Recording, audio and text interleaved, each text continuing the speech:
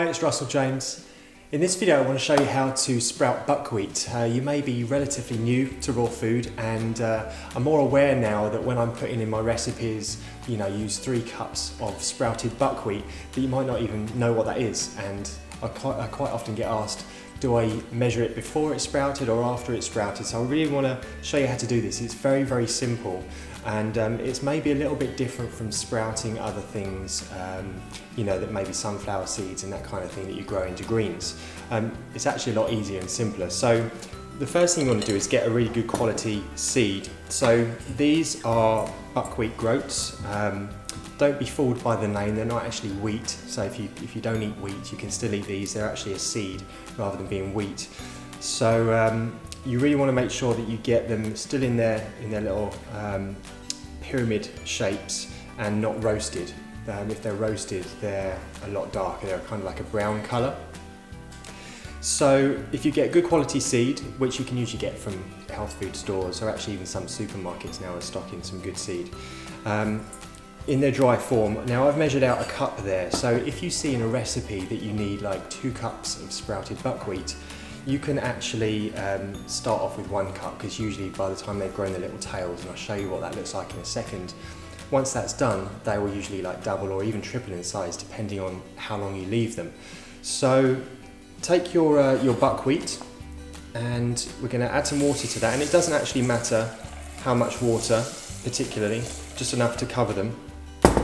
And then I just have a quick stir around to get them all underneath the water there. And we're just going to soak those for 15 minutes. So in a lot of recipes you may have seen, soak nuts, almonds, cashews or whatever, soak them overnight. Buckwheat actually takes in water very quickly, so it only needs like 15 minutes. And what that is also going to avoid is if you leave them soaking for too long, they let off this like gelatinous residue, and you completely avoid that if you only soak them for 15. Okay, so we'll leave those soaking for 15 minutes and then we'll come back and I'll show you the next stage. Okay, this has been soaking for 15 minutes now. About 15 to 20 minutes is perfect. And if you notice a little bit of a pink tinge to the water, that's perfectly fine, no need to worry. All we're going to do now is get the sieve, take it over to the sink and wash it off and drain it.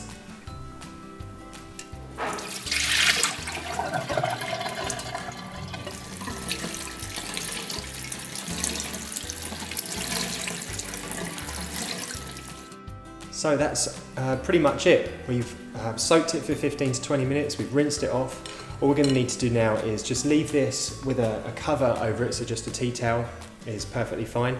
And depending on the humidity of where you're at, it's going to take 24 to 48 hours, maybe even 3 days if you live in a colder climate, to actually sprout to the point where you can use it and it kind of doubles up in size or even triples up. And I'll show you this one. This actually started off as just 1 single cup of dry seed.